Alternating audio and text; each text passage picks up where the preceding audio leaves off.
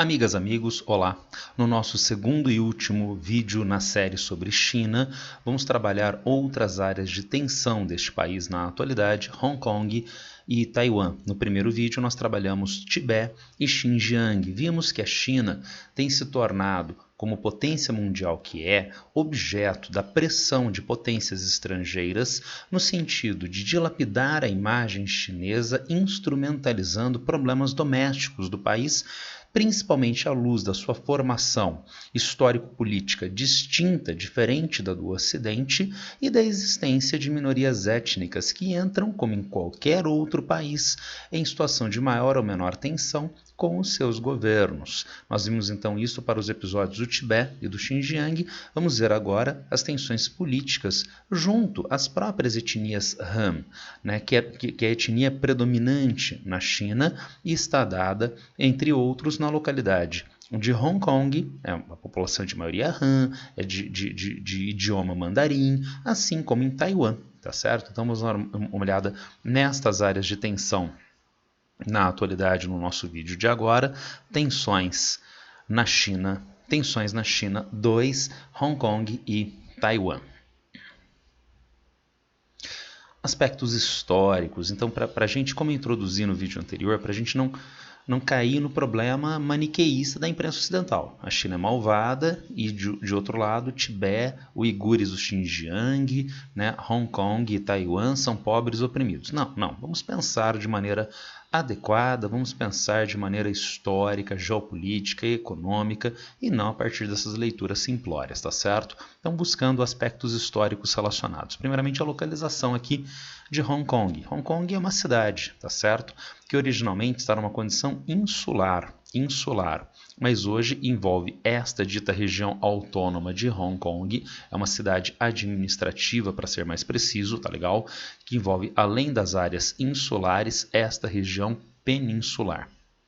Nós vamos entender os problemas relacionados com Hong Kong e com Taiwan, a gente vai ver a localização de Taiwan, através da formação histórica recente da China desde o século XIX, quando a China se insere, o Império Chinês se insere no mundo capitalista e industrial. China, potencialidades para o mercado ocidental com restrições impostas pelo governo. A China tinha um mercado consumidor fantástico, potencial para a produção industrial em massa do Ocidente, já com maturação da atividade industrial no século XIX. Mas o governo chinês, até a década de 1830, impunha uma série de restrições para essa atividade comercial segundo os interesses ocidentais. Um produto, entretanto, rompia essas restrições: o ópio, droga, tá? Narcótico, tá certo?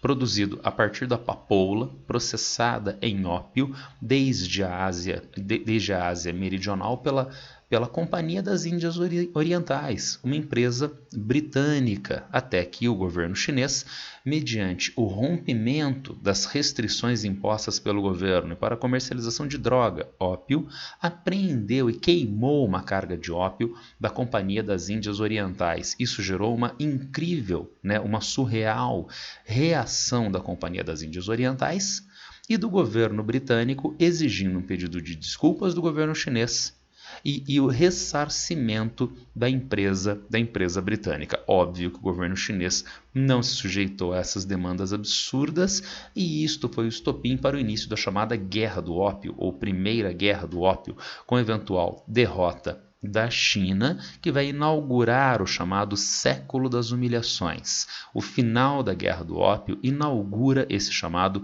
Século das Humilhações. E por quê? No Tratado de Nanquim é estabelecida a abertura dos portos. Lembra das restrições que o governo chinês impunha contra o comércio demandado pelo Ocidente? Então essas restrições vão ser derrubadas, inclusive com a abertura de portos chineses, primeiramente para os britânicos. Mas conceito de extraterritorialidade. E o que é esse conceito de extraterritorialidade que será vigente até a Segunda Guerra Mundial e até 1943, meados da Segunda Guerra Mundial, Vejam, a gente tem o território brasileiro, e no território brasileiro, de repente, está aqui um turista americano, um turista britânico, tá certo? Agora, esse turista está no território brasileiro, junto ao qual existe soberania do Estado brasileiro? Então ele segue as leis brasileiras, ele está sob a regulação das instituições brasileiras. Pelo conceito de extraterritorialidade introduzido à China pelo Tratado de Nanquim, os britânicos, em território chinês, ficam sob o jugo das leis britânicas e das autoridades britânicas, e não das próprias autoridades chinesas. A China então perde na prática controle de fato sobre o seu território, tá certo? Por isso que o Tratado de Nanquim abre o chamado século das humilhações, tratados desiguais porque eles nunca vão ser legitimados pelo governo chinês. Isso é importante, porque isto mostra uma relação assimétrica de força. O governo chinês não concorda com isto, mas ele não tem como se contrapor a isto neste momento. Porém, isto fica como uma demanda que vai ficar como uma semente histórica que pode e vai desabrochar eventualmente, nós vamos ver. Ainda seguindo no século das humilhações, parece que o esporte preferido da China era perder territórios, né, da China imperial. Vejam, em 1895, derrota da China na guerra contra o Japão. E no Tratado de Shimonoseki, nós temos a perda de territórios chineses agora para o Japão, entre outros territórios, a ilha de Taiwan. Então aqui está Hong Kong, tá? A localidade de Hong Kong que a gente viu no mapa com maior precisão agora há pouco. E aqui está a ilha de Taiwan, perdida então em 1895 para os japoneses. Inserção do Império japonês no mundo ocidental, no caso de Taiwan especificamente. Há uma oscilação do governo japonês em Taiwan entre duas medidas que são importantes para nos entendermos a formação da sociedade taiwanesa até hoje. Então, se há uma força estrangeira ocupante sobre um determinado território a partir de uma guerra de conquista, como fazer agora a gestão desse território? Como administrar esse território? A primeira opção seria a assimilação. A segunda opção seria a não assimilação. Formalmente, o governo japonês optou pela não assimilação, mas na prática ele oscilava entre assimilação e não assimilação. Vejamos por quê. Assimilação, introdução do idioma japonês. Então passa a ser introduzido um idioma estranho na região e com imposições diversas ligadas a esse idioma, como por exemplo a obrigatoriedade de mudança de nomes nativos chineses para nomes que são típicos da população japonesa, tá certo? Isso é uma amostra, na minha leitura, de assimilação. E uma condição política diferenciada negativa para os nativos chineses em Taiwan frente aos ocupantes japoneses, tá certo? E isto mostra um caráter de assimilação, mas com uma tendência de oscilação. Por quê? Porque ainda há a opção de taiwaneses se nacionalizarem japoneses em Taiwan ocupada. E, finalmente, na lógica de não assimilação, veja, a busca de alinhamento com as elites políticas locais. Isso é muito importante, porque, veja, é um procedimento parecido com o procedimento que o mesmo Japão fez, na mesma época, na Península Coreana. E isso causa desdobramentos eventuais. Trata-se, então, de uma elite que tem poder, de uma elite que estava ligada histórica, culturalmente, politicamente à China continental até o final, até meados dos anos 1890, tá? Até a última década do século XIX, né? Mas agora está ocupada por uma outra poderosa força estrangeira. Então essa elite política e econômica toma uma postura prática, pragmática, a postura de alinhamento com a força poderosa estrangeira, criando, portanto, elites políticas exógenas. Isto vai acontecer, então, tanto na Coreia quanto em Taiwan. E na Coreia isso se desdobra nos episódios, nas primeiras décadas do século XX e na Segunda Guerra Mundial, de tensões domésticas na Península Coreana, entre forças nativas que são vinculadas ao Japão e, eventualmente, com o bloco capitalista ocidental, e forças principalmente ligadas às massas populares e camponesas, ligadas à autonomia política regional, à soberania da Península Coreana e que acabam se filiando ao ideal marxista. Da mesma forma, nós temos elites políticas taiwanesas na atualidade que têm uma vinculação hoje ainda com o Japão potência dominante em termos de expansão militar territorial, né, no século XIX. E, hoje em dia, também, claro, com o Ocidente, União Europeia e com os Estados Unidos.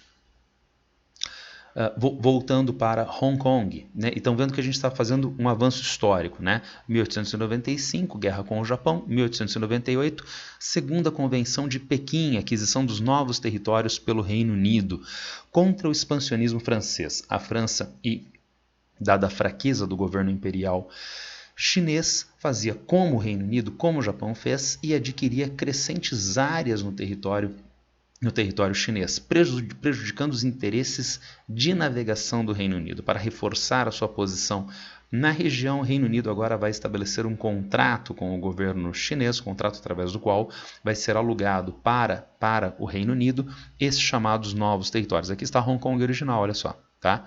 E estas áreas dos novos territórios vão ser adquiridas em 1898. E veja uma peculiaridade histórica. No Tratado de Nanquim, a China perde soberania sobre Hong Kong. E havia uma previsão de perda de soberania no Tratado de Nanquim até quando? Até o fim dos tempos. A China perdeu em uma guerra na qual ela se rende incondicionalmente. Então perdeu, está perdido, tá certo? Agora, aqui em 1898, há um acordo de aluguel dos chamados novos territórios. E esse acordo vale por 99 anos. Quando este acordo terminou, se não, em 1997. Então, rigorosamente, os novos territórios é que deveriam ser devolvidos. Só que os novos territórios são hoje uma área urbana, uma área com infraestrutura e com ocupação de populações de forma indistinta com a Hong Kong original. Então não haveria como haver a devolução de Hong Kong, a devolução, desculpa, dos novos territórios e não de Hong Kong. Tudo voltou à soberania chinesa, tá certo? Avançando ainda mais no nosso século XIX, virada para o século XX agora. Essa China, pelo que nós estamos vendo até agora, é um império chinês com crescente desorganização política, econômica e social. E, consequentemente, a crescente ilegitimidade do governo imperial chinês da dinastia Qing, aumentando a contestação ao governo imperial na sociedade civil. Vamos comprovar isto? Essa contestação se faz, por exemplo, com Sun Yat-sen, fundador do Partido Kuomintang. O Partido Kuomintang, também chamado Partido Nacionalista. E nacionalista por quê? É um dos 3 princípios ordenadores do Partido Kuomintang. Nacionalismo contra a dominação estrangeira, a qual a China estava crescentemente submetida desde a Guerra do Ópio. Democracia, com redistribuição de renda e reforma agrária, redistribuição de renda que aponta também para a lógica de bem-estar da população, com uma industrialização pautada pela ação do Estado, acelerador do processo de industrialização. Então, uma resistência ao governo imperial, a resistência do Kuomintang, que vai ser fundamental, a gente já vê na sequência, para a queda da dinastia Qing. O Sun Yat-sen fica velhinho e não tem mais o controle sobre o partido Kuomintang, o seu sucessor é Chiang Kai-shek. Ele passa a ser o presidente do partido Kuomintang e vai ser, a gente já vê na sequência, o primeiro governante de Taiwan. Mas as resistências ao governo imperial não são apenas do partido Kuomintang. Em 1821 é fundado o Partido Comunista Chinês, um dos fundadores, Mao Tse-tung. Em 1927, Mao Tse-tung, um dos fundadores do Partido Comunista, se torna líder do Exército Popular de Libertação, o ELP. Na verdade, as Forças Armadas Chinesas, ainda hoje, têm esse nome oficial, é o Exército Popular de Libertação. E em 1935, ele se torna líder do Partido Comunista e, eventualmente, o primeiro presidente da China a partir de 1949, Revolução Comunista. Com tudo isto, o que acontece então com o governo imperial chinês em 1912? Queda da dinastia Qing e início da República Chinesa, tá certo? É nesse contexto já republicano que a China se envolve na Segunda Guerra Mundial. A China é um importante aliado dos interesses ocidentais, principalmente britânicos e americanos, na Guerra da Ásia-Pacífico. E daí vejam, por causa disto, é difícil se manter aquela imposição da década de 1840, o conceito de extraterritorialidade, humilhante para o governo chinês, para as populações chinesas. Chiang Kai-shek então negocia com o governo dos Estados Unidos, que pressiona o Reino Unido com vistas à queda do conceito de extraterritorialidade. E por isto, com o fim da extraterritorialidade, Formalmente, alguns historiadores dizem o chamado século das humilhações, iniciado lá na Guerra do Ópio, na década de 1840, termina agora na década de 1940. O período das humilhações pode continuar. E por quê? Porque ainda uma herança desse século das humilhações é a perda de Hong Kong. Hong Kong já foi reavida pela China nesse contexto? Ainda não. Havia possibilidade de a China adquirir de volta Hong Kong, mas isto ainda não aconteceu. E também em 1895, a China perdeu Taiwan para o Japão, ainda no contexto do século das humilhações. Então o episódio de Hong Kong, o episódio de Taiwan, ainda se enraizam lá nesse passado de expoliação da China, com a China buscando a reversão deste quadro na atualidade, tá certo? Deixa eu me retirar aqui um pouquinho mais para o lado, acho que vai ficar mais legal para a gente ver o slide. Pronto. Avançando então.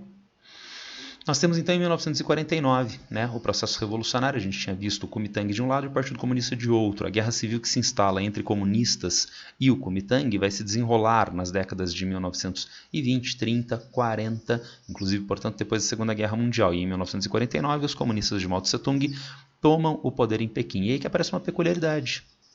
O presidente Chiang Kai-shek do Kuomintang, ele vai se render em Pequim? Ele não vai se render. Ele vai mudar o governo de Pequim para Taiwan. E vejam, a gente passa a ter uma dupla leitura acerca do que é China. Aqui em Pequim nós temos um novo governo chamado da República Popular da China, o nome oficial do país. Tá? Só que o Chiang Kai-shek era presidente da chamada República da China. Então Chiang Kai-shek diz, a China ainda tem um só governo. Só que esse governo mudou de lugar. Brasil. Não tínhamos a capital no Rio de Janeiro e a capital foi mudada para Brasília? Tá? A capital foi mudada de Pequim para Taipei, uma localidade, a capital de Taiwan, tá certo? Então, na leitura do Mao Tse-tung, isto é a China. E isso daqui é uma pequena província rebelde que tem que ser reanexada. E na leitura de Chiang Kai-shek, isto é a China. E esses 9,5 milhões de quilômetros quadrados, eles são uma pequena província rebelde que deve ser reanexada à ilha, tá certo? Mas há uma peculiaridade, gente. Estamos em 1949, estamos na Guerra Fria. E lembrem-se, Chiang Kai-shek era aliado da Europa, dos Estados Unidos, dos países democráticos da Europa e dos Estados Unidos durante a Segunda Guerra Mundial. E agora nós estamos na Guerra Fria. Portanto, dentro desta oposição bizarra, qual é a província rebelde? Esta, ou estes 9,5 milhões de quilômetros quadrados, nós temos o governo americano e, por extensão, o bloco capitalista ocidental, reconhecendo o governo de Chiang Kai-shek como governo chinês e, portanto, não reconhecendo o governo de Pequim. Vamos nos lembrar a formação da ONU? Então, há um país que tem assento na Assembleia Geral das Nações Unidas.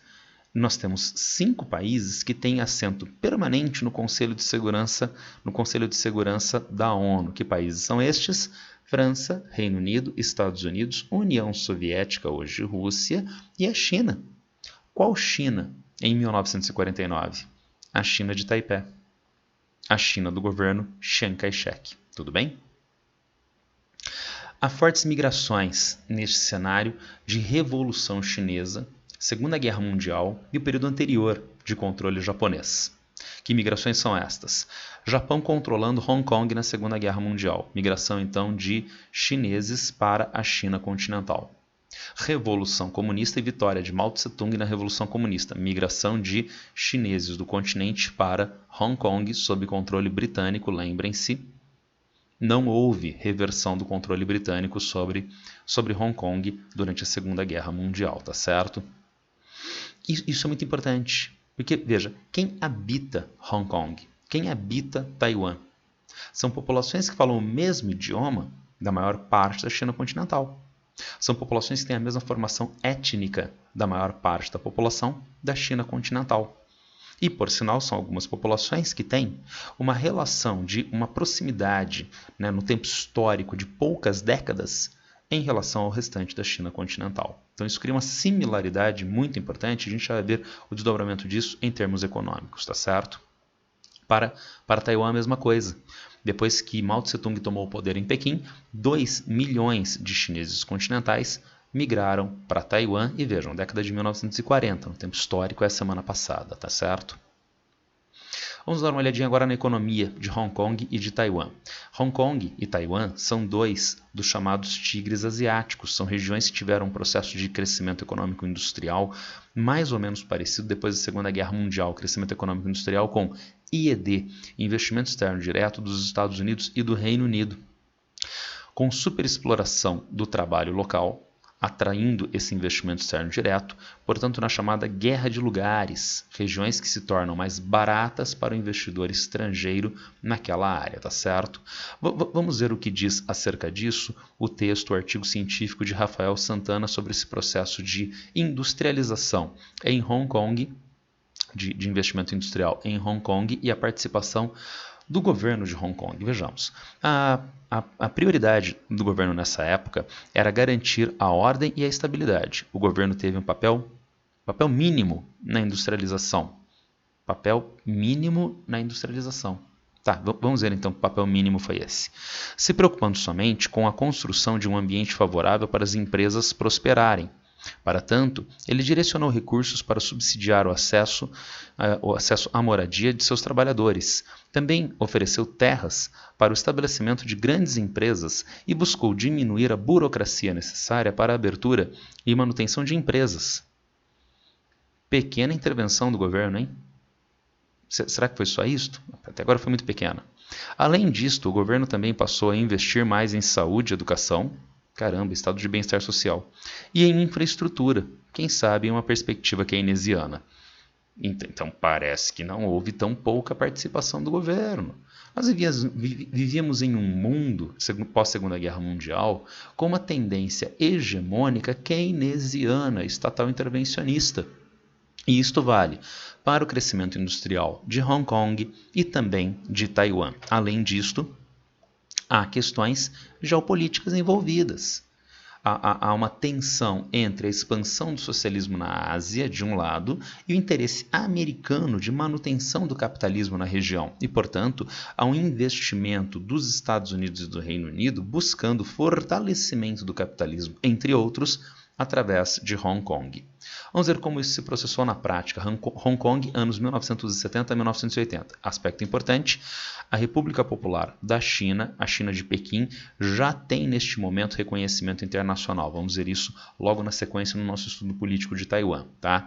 Hong Kong tem limitações nos anos 1970 e 80 para a aquisição de novas indústrias. Sabe por quê? Hong Kong é uma cidade, gente. Plantas industriais envolvem uma área significativa. E nos anos 1970 e 80, a terceira revolução industrial demanda força de trabalho de mais alta qualificação, o que não está dado abundantemente em Hong Kong neste momento.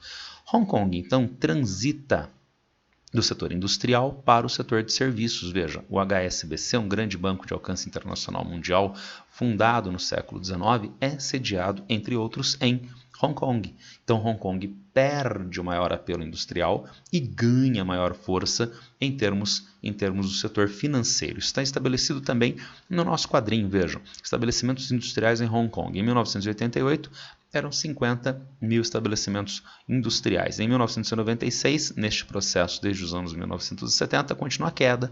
31 mil estabelecimentos industriais em Hong Kong. Para onde vão essas indústrias? Para as zonas econômicas especiais chinesas. Zonas francas estabelecidas nas áreas, primeiramente, as cercanias de Hong Kong, eventualmente por toda a parte oriental chinesa, na atualidade em regiões interiores. São zonas francas, como a Zona Franca de Manaus, regiões que o governo estabelece com vantagens infraestruturais e legais para a atração do investimento externo direto. Então as indústrias cabem em Hong Kong? Não cabem mais. Não tem problema. Traz as indústrias para as zonas econômicas especiais chinesas no processo de abertura econômica da China nos anos 1980, tá certo? Isso não significa em hipótese alguma um roubo das indústrias de Hong Kong. Hong Kong passa a funcionar como um afunilamento dos investimentos internacionais junto às zonas econômicas especiais, dada a sua especialização no setor financeiro. E por que acontece essa jogada, essa, digamos, tabelinha, um jogando a bola para o outro? A gente acabou de ver. Estamos aqui nos anos 1970 a 80. Tá? Há pouquíssimas décadas, né, na década de 1940, havia forte migração entre Hong Kong e o restante da China continental. Na China continental se fala mandarim, em Hong Kong também. Portanto, o trânsito dessas populações é bastante forte, viabilizando, portanto, esse tipo de alinhamento institucional e geoeconômico. Avançando para os anos 1990 até a reunificação, incremento do comércio e investimento em Hong Kong e na República Popular da China, com diminuição da participação de Hong Kong no PIB da República Popular da China. Vamos dar uma olhadinha nisso nesses quadros? Relação comercial China, República Popular da China, Hong Kong em 2014. Exportações da República Popular da China para Hong Kong, 376 bilhões de dólares. Nossa, então a China depende de Hong Kong em 2014. Gente, é menos de 9% das exportações totais da China. Hong Kong exportou para a China continental 250 bilhões de dólares, um pouquinho menos, 50% do comércio externo de Hong Kong. Participação de Hong Kong no PIB chinês, esse nosso quesito aqui, olha, esse nosso tópico. Em 1997, ano da reunificação, era 18, quase 20% do PIB chinês estava só na cidade de Hong Kong. Em 2019, 2,3%.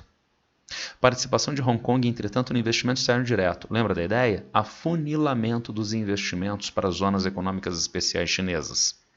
Em 2014, era quase 50% do investimento externo direto que se direcionava para a China e passava por Hong Kong. Vamos dar uma olhadinha agora em Taiwan? Taiwan, economia. Fatores de crescimento. Como eu disse, é um tigre asiático como Hong Kong, tá certo? Né? Mas Taiwan tem uma peculiaridade que não está dada em Hong Kong.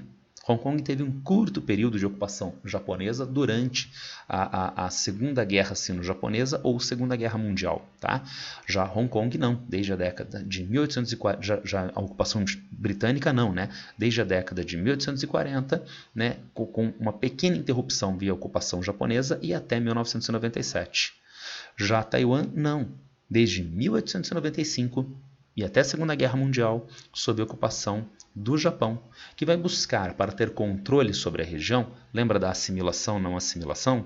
Para facilitar o controle sobre a região, investimentos que garantem uma melhoria infraestrutural e das condições socioeconômicas em Taiwan, facilitando o controle japonês sobre a população taiwanesa. Então, há um legado de infraestrutura industrial produzida pelo Japão até a Segunda Guerra Mundial. Depois da Segunda Guerra Mundial, investimento externo direto dos Estados Unidos com intervenção estatal. Lembra do nosso texto anterior? Mínima intervenção do governo de Hong Kong? Não, tá certo? Então existe um orquestramento keynesiano do governo de Hong Kong e do governo de Taiwan no desenvolvimento econômico e industrial na região em um processo substitutivo de importações, além de reforma agrária.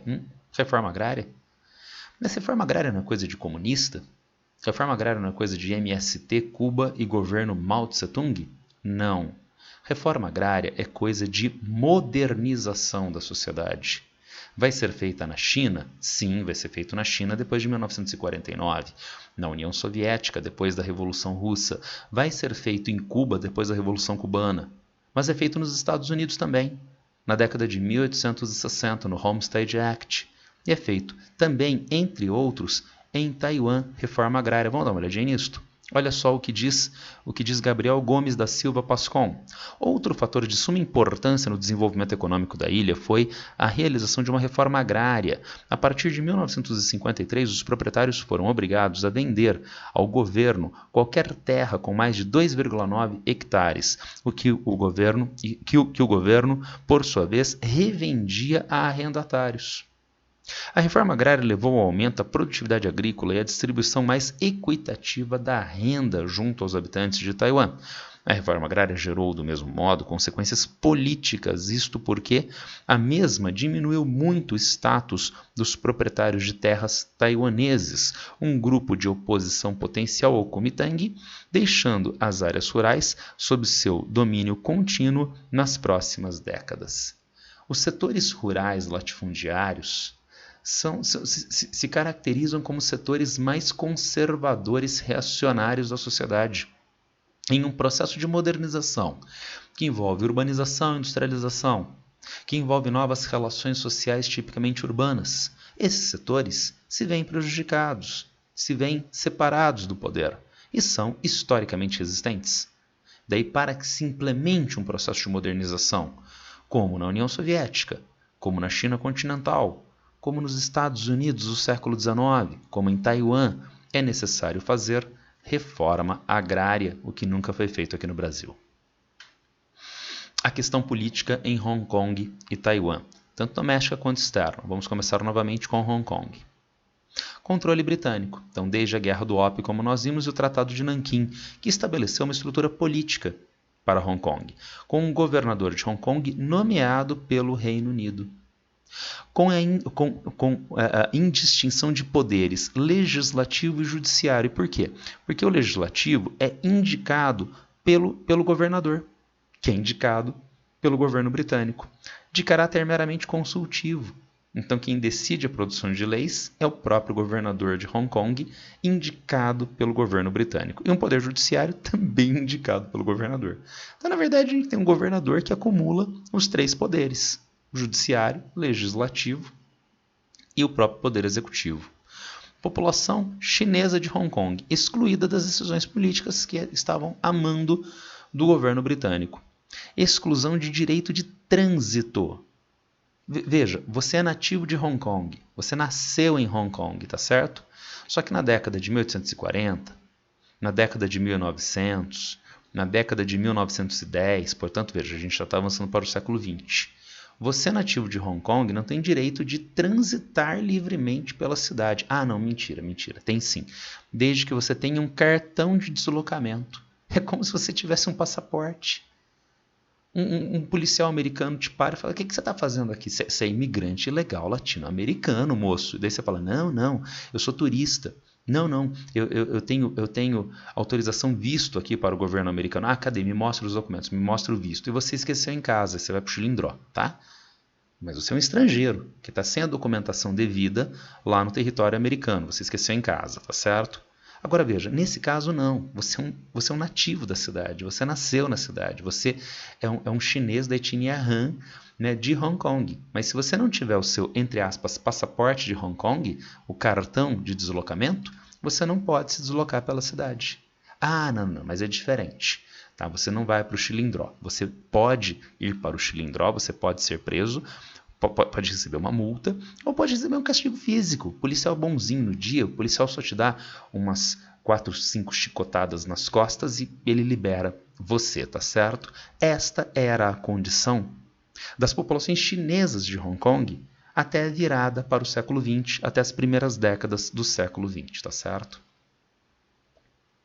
Isto faz crescer o nacionalismo de Hong Kong, com, na década de 1920, uma greve orquestrada pelos nacionalistas e pelos comunistas, e que os grevistas queriam: demandas sociais, isonomia política, representação política e liberdade de resistência. Agora, como governo de Hong Kong, governo indicado pelo Reino Unido, reagiu: repressão ao movimento grevista, investimento em inteligência e repressão para que um episódio como essa greve não se repita e deportação dos comunistas para outros países. E, eventualmente, essas duas medidas são atendidas parcialmente. Liberdade de não é de resistência, eu li errado, desculpa, liberdade de residência. Liberdade de residência e representação política são atendidos parcialmente. E o governo britânico ainda impõe estas medidas: combate à prostituição e ao ópio. Não é por uma questão moralista, é porque são atividades que estão fora do controle britânico, porque são atividades ilegais subversivas. E a ideia do governo britânico é não haver atividades fora do seu controle. Por isso, ópio, droga e prostituição passam a ser proibidos, além de Educação, redução do analfabetismo e aumenta a influência ocidental via ensino, tá certo? Vimos no vídeo anterior os campos de reeducação chineses lá no Xinjiang. Então você introduz a sua própria cultura, diminuindo a influência de uma cultura contestadora sobre o seu exercício de poder na região, tá certo? Décadas de 1970, 80, 90. O que começa a mostrar sinais de vencimento? Estão lembrados do segundo Tratado de Nanquim, a convenção que possibilitou ao Reino Unido alugar os novos territórios por 99 anos? Está chegando ao fim. Então começa a gestão diplomática, né? China-Estados Unidos, China-Reino Unido, com vistas a quê? Primeiro, a China passar a ser reconhecida pelos Estados Unidos na Guerra Fria, em 1979, como governo legítimo chinês. Os Estados Unidos então revertem a situação. Tá? Até os anos 1960, a China de Taipei é que é a China de fato, e Pequim é uma área rebelde legítima. A partir dos anos 1960 e 70, formalmente a partir de 1979, ao contrário. Pequim é que passa a ser reconhecido como governo chinês e o governo americano rompe relações diplomáticas com a China de Taiwan. Isto abre caminho para as negociações entre a China comunista e os outros países do bloco capitalista ainda nos anos 1970 e 80, ainda existia a Guerra Fria, com a tendência então de negociações para que a China possa reaver Hong Kong, né? A intenção de reintegração de Hong Kong. Nesse contexto, quando já está se mostrando evidente que Hong Kong voltará à soberania chinesa, o que então o Reino Unido passa a fazer? Lembra, o Reino Unido que não permite o trânsito, né, livre de pessoas nativas de Hong Kong pelo território de Hong Kong. Né, o governo britânico que não permite que os nativos de Hong Kong tenham residência em qualquer parte da cidade. Daí o governo britânico inventa de colocar democracia em Hong Kong.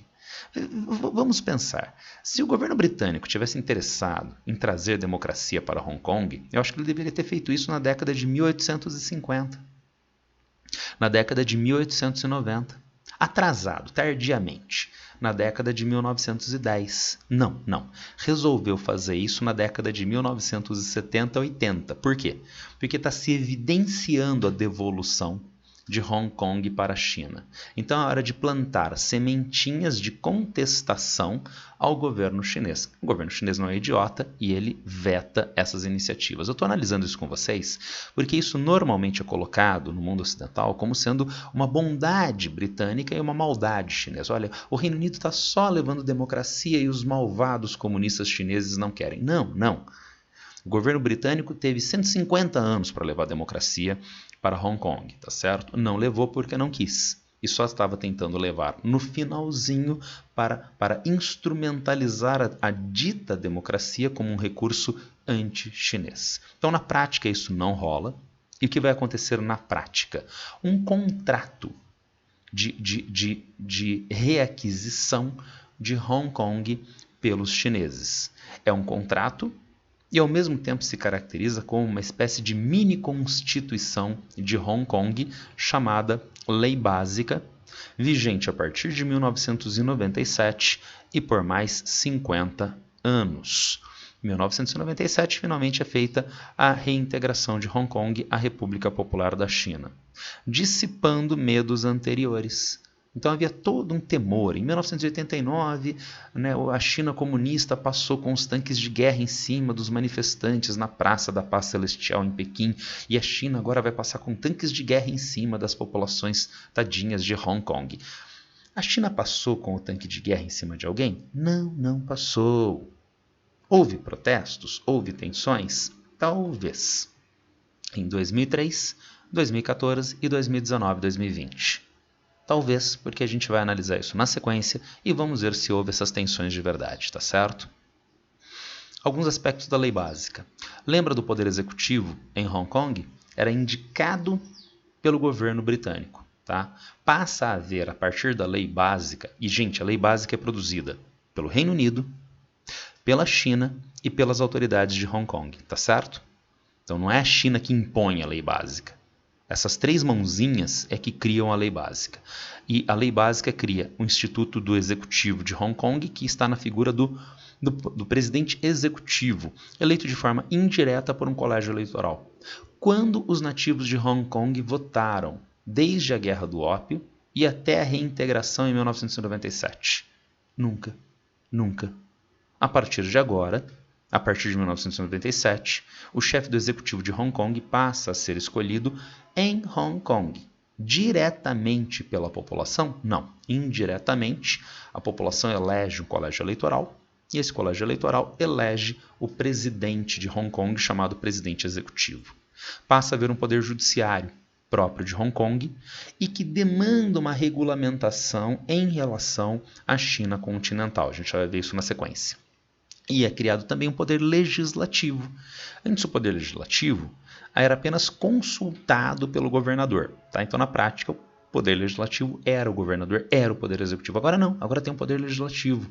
Tem um conselho legislativo que é formado por cargos eletivos, por área geográfica e por função, que são eleitos indiretamente pelo colégio eleitoral, e uma parte do poder legislativo é eleita diretamente pela população de Hong Kong. E, portanto, eu diria que, comparativamente ao período de controle britânico, a partir de 1997, a partir do controle chinês sobre Hong Kong, houve um ganho significativo de representatividade da sociedade Hong Kong na estrutura política, como então nunca houve durante o período de controle britânico. Agora vamos dar uma olhadinha na questão política em Taiwan, tá? Tanto doméstica quanto externa. Vamos fazer isso numa linha do tempo. Olha só, 1949, Estados Unidos e Bloco Ocidental reconhecem Taiwan como única representante da China no contexto, como nós vimos, de Guerra Fria. 1949 a 1975, Chiang Kai-shek torna-se então o governante autoritário da ilha de 1949 a 1975, tá legal? Entretanto, nos anos 1960 e 70, a reaproximação, como a gente viu superficialmente, dos Estados Unidos com a China. Por que essa reaproximação? Porque a China e a União Soviética tinham rompido relações diplomáticas nos anos 1960. O governo americano viu isto como uma oportunidade para fraturar definitivamente os 2 gigantes socialistas asiáticos, estabelecendo relações diplomáticas com a China de Pequim e afastando definitivamente a China da influência da União Soviética. Foi uma ação prática, foi uma ação estratégica por parte do governo dos Estados Unidos, mas a China comunista deu um troco. Até esse momento, o reconhecimento de Estado pelo governo dos Estados Unidos se dava para Taiwan e não para a China continental. Agora chegou a hora da China comunista dar o troco. Estados Unidos, disse a China, você historicamente reconhece Taipei como governo chinês. Mas eu vou te contar uma coisa, o governo chinês é Pequim. Taipei é uma área, Taiwan é uma área rebelde. Para ter relação diplomática com Pequim, não pode reconhecer o governo de Taiwan como o governo de um país de fato. E os Estados Unidos, interessado nesta fratura com a União Soviética, falou sem problemas, tá certo? E, inclusive, a China de Pequim passa a ocupar o assento na Assembleia Geral da ONU e no Conselho de Segurança das Nações Unidas. A China de Taiwan deixa de ter essa participação na ONU e o próprio reconhecimento internacional. De 193 países que nós temos na ONU na atualidade, 15 reconhecem Taiwan como um país de fato. Os outros não têm relações diplomáticas com Taiwan, inclusive Brasil, Estados Unidos, Reino Unido, França, as maiores potências mundiais e também o Brasil. Até quando Chiang Kai-shek vai governar Taiwan, gente? Ele era o último presidente da China em Pequim, da China republicana, antes da Revolução Comunista. Ele se tornou o primeiro governante em Taiwan depois da Revolução de 1949 e governou Taiwan até 1976, quando ele faleceu. E veja, quando ele faleceu, quem passou a ser governante de Taiwan foi o seu filho, foi o Chiang Ching-kuo. Né? Lembre-se que Chiang, né, é é o sobrenome, tá? Então vem na frente o nome de família lá na China, tá certo? A família Chiang, portanto. O filho dele, Chiang, passa a ser o governante de Taiwan, tá certo? E vai presidir Taiwan também até a sua morte em 1988. Mas diferente do pai, ele vai introduzir tímidas reformas democráticas em Taiwan. Em 1979, relações formais China-Estados Unidos. Isso daqui se desdobra formalmente, definitivamente, nisso daqui, relações diplomáticas formais, embaixada chinesa de Pequim em Washington, embaixada americana em Pequim, tá certo?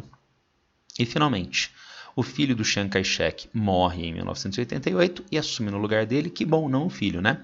Mas o Lee Teng-hui. E ele sim vai dar avanço a reformas democráticas.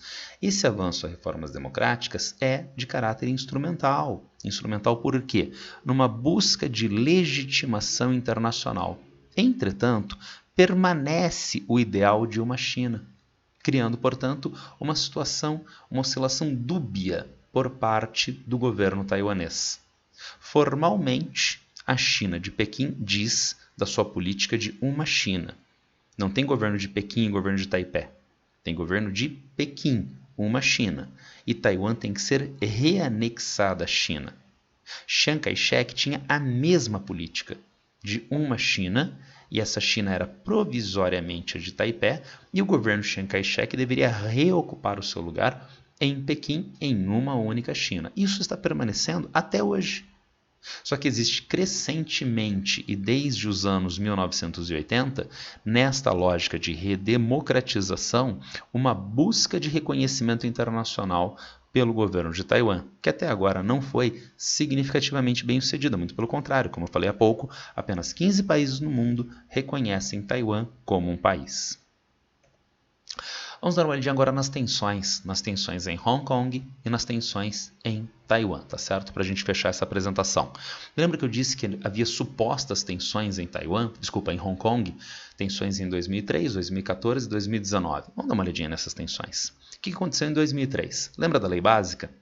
Lei Básica que foi produzida pela China de Pequim, pelas autoridades de Hong Kong e pelo governo britânico, tá certo? A Lei Básica tem o artigo 23. O artigo 23 diz: a região administrativa especial de Hong Kong promulgará leis por si só para proibir qualquer ato de traição, secessão, sedição, subversão contra o governo popular central ou roubo de segredos de Estado, para proibir organizações ou órgãos políticos estrangeiros de conduzir atividades políticas em região e proibir organizações ou órgãos políticos da região de estabelecer laços com organizações ou órgãos políticos estrangeiros. Quem criou isto?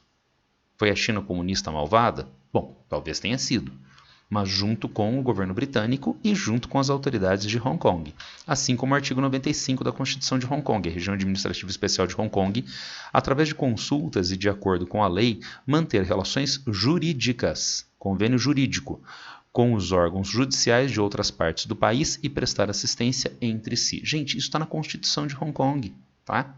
Só que isso demanda regulamentação. Veja, o artigo 6º da nossa Constituição fala do direito à saúde. Agora vamos imaginar, tem o artigo 6º da Constituição, mas não tem o SUS, não tem o Sistema Único de Saúde. Então o artigo 6º é letra morta. A Constituição não é letra morta. Está no artigo 6º e demanda uma legislação infraconstitucional, demanda instituições para operacionalizar o artigo 6º direito à saúde, demanda SUS. E da mesma forma, está na Constituição, demanda regulamentação. Está na Constituição desde 1997. Em 2003, as autoridades de Hong Kong e de Pequim falam: nossa, vamos regulamentar então esses artigos 23 e 95. A população toma as ruas em protestos contra esta regulamentação, porque o governo de Pequim vai utilizar isto para maltratar os pobres democratas de Hong Kong, etc, etc. Engraçado, né? Enquanto houve domínio britânico, enquanto nunca se votou em Hong Kong, estava tudo sossegado. Quando se vai regulamentar o artigo que é criado por Pequim, por Londres e por Hong Kong, aí não pode, tá certo? Bom, mas sabe o que o governo malvadão da China fez neste episódio? Ele pegou os tanques de guerra e passou em cima das pessoas como na Praça da Paz Celestial, não é? Não. Ele fez isto, ó. Ele fez o quê? Gente, não é para matar ninguém os artigos 23 e 95. É só uma demanda de regulamentação. Vocês não querem? Tá bom. Então a gente não regulamenta agora. Apenas isto. E acabou os protestos de 2003. Será que são protestos incríveis e violentos e reprimidos pela China? Parece que não. Não foram os únicos. Em 2014, o governo chinês e as autoridades de Hong Kong estavam propondo uma reforma institucional de representação política. Lembra o que dizia a lei básica? Existe um poder executivo. Este poder executivo é eleito através de colégio eleitoral. Olha a reforma que estava sendo proposta. Eleição para presidente executivo, o poder executivo de Hong Kong, direta. Eleições diretas universais, toda a população adulta, né, em condições legais de voto poderiam participar da eleição. Olha que incrível!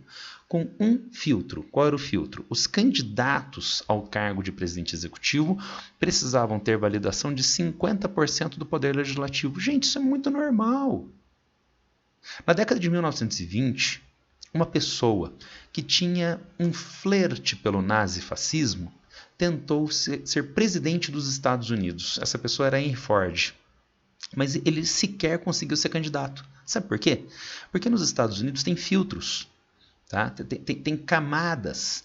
Para deter um insano, nem sempre consegue, né? Donald Trump rompeu essas camadas.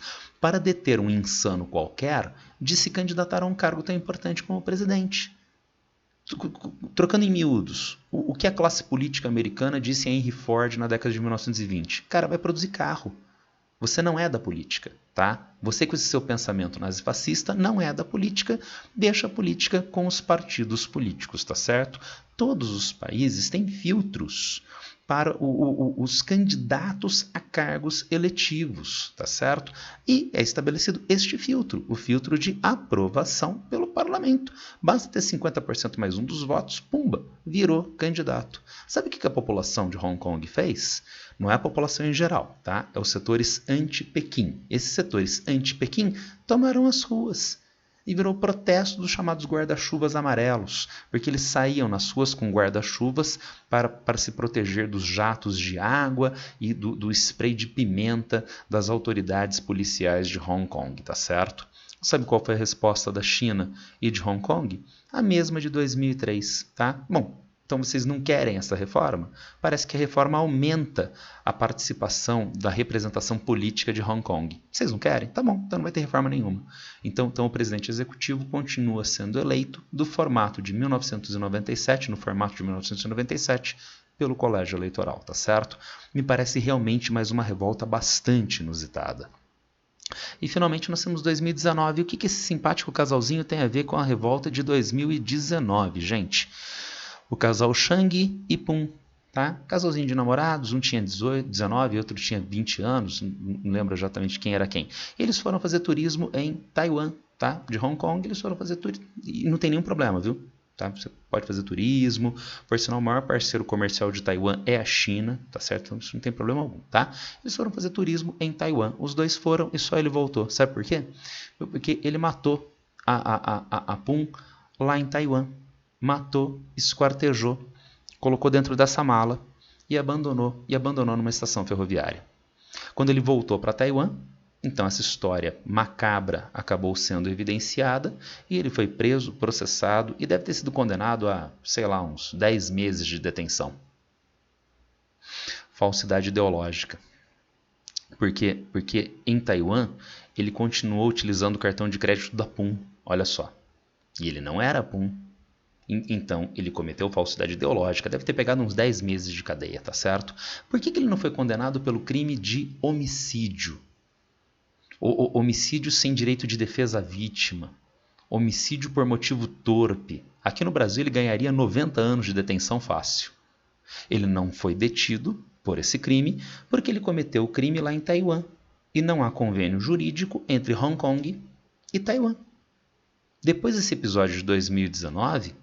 o que o governo de Hong Kong e de Pequim lembraram, senão de 1997 e 2003. Também não tem convênio jurídico entre Hong Kong e Pequim na prática. É hora de nós restabelecermos esse convênio. Entretanto, o que a população anti-Pequim fez? Tomou as ruas novamente. A alegação do potencial uso político de extradição de autoridades democratas de Hong Kong para o restante da China, e ainda surgiram novas demandas. Demandas eleitorais e demanda de anistia para os revoltosos de 2003 e de 2014, tá certo? 2020, permanência dos protestos de 2019. E ainda a demanda de regulamentação do artigo 23 da Constituição, da Lei Básica de Hong Kong, né? Finalmente, qual vai ser a resposta do governo chinês? Lembrando, 2020 já estava rolando pandemia. Então está rolando pandemia, um problema gravíssimo, distanciamento social, etc. E as revoltas em Hong Kong. Resposta do governo chinês? Sim, passou por cima da lei básica. Tá? Vamos voltar? Olha aqui o artigo 23. Promulgará leis por si só. Então, quem promulga esta lei, quem regulamenta o artigo 23, é Hong Kong. Desde 1997, passando por 2003, passando por 2014, passando por 2019, não há essa regulamentação. O que o governo chinês fez? Sim, por motivo de segurança, vou passar por cima da lei de Hong Kong. Promulgação no Congresso chinês, no Congresso Nacional do Povo e pelo presidente Xi Jinping, da Lei de Segurança Nacional, que na prática cria esta regulamentação. E como é a Lei de Segurança Nacional? Ela é assim, ó. Ela prevê tipos de crimes e penalizações. Crime de secessão, subversão, terrorismo, conluio com forças estrangeiras com prisão perpétua. Empresas ou grupos que violem a Lei de Segurança Nacional, multa e fim de operações. Dano a equipamento público, terrorismo, é tipificado como terrorismo. Qualquer pessoa condenada por violar a Lei de Segurança Nacional não terá permissão para concorrer às eleições em Hong Kong. Instalação de agência de segurança de Pequim em Hong Kong. A lei se aplica a residentes permanentes e não permanentes de Hong Kong, tá certo? Nossa, que lei dura, hein? Tem que ser típica de um governo comunista autoritário. Eu conheço, entretanto, um país que tem uma lei parecida e que penaliza esses crimes, olha, de secessão, subversão, terrorismo e conluio com forças estrangeiras. Só que a punição deste outro país no qual eu estou pensando agora não é de prisão perpétua no máximo. É de pena de morte. Sabe que país é este? É os Estados Unidos, depois do ato patriótico do 11 de setembro. Por isso que Julian Assange não está querendo nem um pouquinho ser extraditado para os Estados Unidos. Porque senão ele, fundador da Wikileaks, pode ser processado e, à luz da lei patriótica do 11 de setembro, pode ser condenado a pena de morte. Tem pena de morte na Lei de Segurança Nacional? Não. No máximo, prisão perpétua. E a legislação brasileira também pressupõe aspectos semelhantes. Sendo que, no caso, Hong Kong era uma área evidente de vulnerabilidade da China no que diz respeito à interferência estrangeira, no que diz respeito a guerras híbridas, quando uma potência estrangeira usa a própria sociedade local para desestabilizar a estrutura de poder e derrubar o governante, criar alternância de poder. Em qual localidade na China isto é vulnerável? Será que em Xangai? Não, em Xangai não. Em Pequim? Também não. Em Hong Kong. Então é hora de pôr um fim aos protestos em Hong Kong, que na verdade são instrumentalizados externamente através da Lei de Segurança Nacional. Desdobramentos. Maior controle de Pequim sobre Hong Kong. Entretanto, os Estados Unidos reagiram. Estados Unidos, revogação da condição especial de comércio com Hong Kong. O que é mais problema para os Estados Unidos do que para a China, tá certo? Os Estados Unidos têm saldo comercial com Hong Kong. Tá bom, vai importar menos de Hong Kong, azar dos americanos. E potencial mudança de empresas de Hong Kong para outros locais.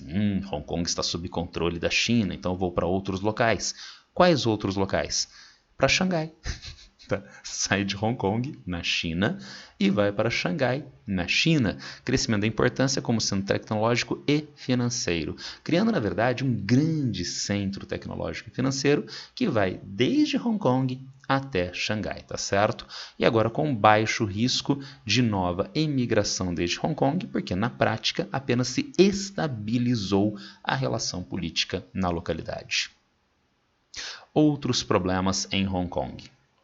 Eu coloquei aqui uma tabelinha, esses dados estão um pouco desatualizados, tá certo? Esses dados são de 2020, Mas é uma tabelinha interessante, tem sites que fazem isso na internet, né? Você coloca custo de vida comparado entre os países, né? Entre localidades. Eu coloquei o custo entre São Paulo e Los Angeles. Por que eu coloquei São Paulo? Por exemplo, quanto custa meio quilo de queijo em São Paulo? Quanto custa meio quilo de queijo em Los Angeles? Porque São Paulo é reconhecidamente uma das cidades mais caras para se viver aqui do Brasil.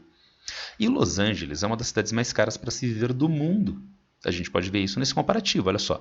Meio quilo de queijo custa R$18 em São Paulo e custaria em 2020 o equivalente a R$36 em Los Angeles. Um quilo de maçã que custaria R$7 em São Paulo em 2020 custaria R$18 em Los Angeles. O que poderia ser mais caro que Los Angeles? Hong Kong. O meio quilo de queijo custaria R$65 em Hong Kong. O quilo de maçã custaria R$18 em Hong Kong. O aluguel de 85 metros quadrados de um apartamento em bairro nobre em São Paulo, R$4.200, R$16.000 em Los Angeles e seriam R$30.000 em Hong Kong.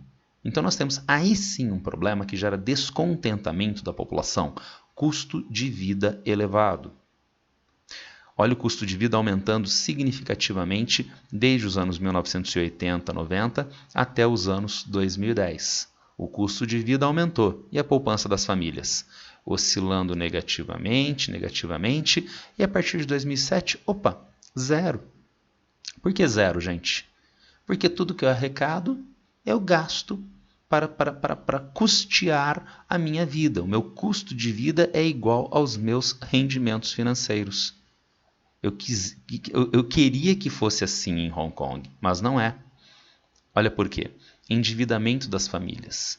Isto é, não está mais dando para fazer poupança. Mas para você manter o seu padrão de vida, você tem que aumentar o seu endividamento, inclusive por causa do aumento da inflação. Então aí aparecem os problemas mais objetivos da população de Hong Kong.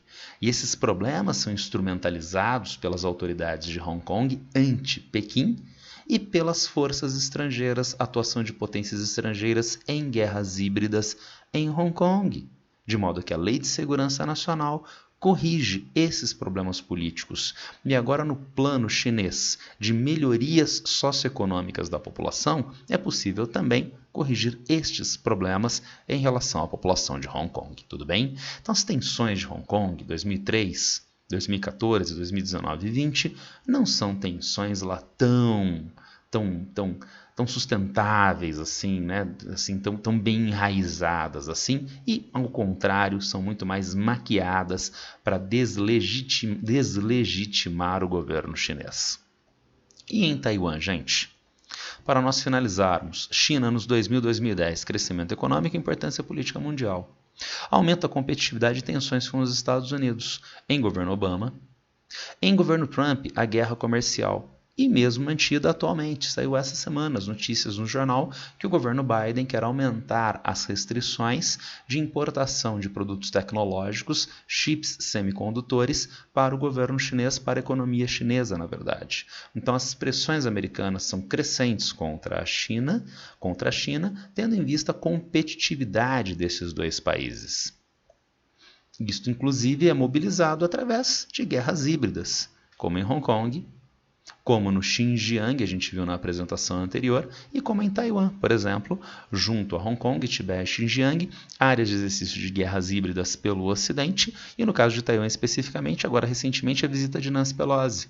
Não foi a única. Nancy Pelosi, veja, é a terceira na linha sucessória presidencial. Nós temos o presidente Biden, nós temos a vice-presidenta dos Estados Unidos e na sucessão a terceira pessoa seria a presidenta da Câmara dos Representantes, que nós chamaríamos aqui no Brasil de Câmara dos Deputados. Essa autoridade política, com um histórico anti-China, faz uma visita a Taiwan para ser recebida pelas autoridades políticas taiwanesas, como se fosse uma visita da presidenta da Câmara dos Representantes a um governo constituído de um país, de um Estado. Uma afronta, portanto, ao governo chinês, que tem a política de uma China. Depois que a Nancy Pelosi fez isto, parece que virou turismo, né? Deve ter uma agência turística lá no Congresso americano, organizando viagem de deputados americanos em direção a Taiwan, tá certo? Então, Taiwan se tornou, mais recentemente, simplesmente mais uma fronteira de guerra híbrida do Ocidente contra a China, mais um exercício de instabilidade para o governo chinês. Como na apresentação anterior, são assuntos bastante polêmicos, bastante sensíveis, né? Eu fiz uma abordagem mais crítica que eu poderia em relação a esses assuntos com vocês, eu admito, né? Assumo bem distinta das noções que aparecem frequentemente na imprensa ocidental, na imprensa europeia, americana e reproduzidas aqui na imprensa brasileira, mas eu acredito que seja uma leitura a mais crítica e a mais adequada possível desses fenômenos. Se alguém tem alguma dúvida em relação a isso, tem alguma crítica, já sabe, é só me encontrar a qualquer tempo nas redes sociais. Abraço para todo mundo e boa sorte.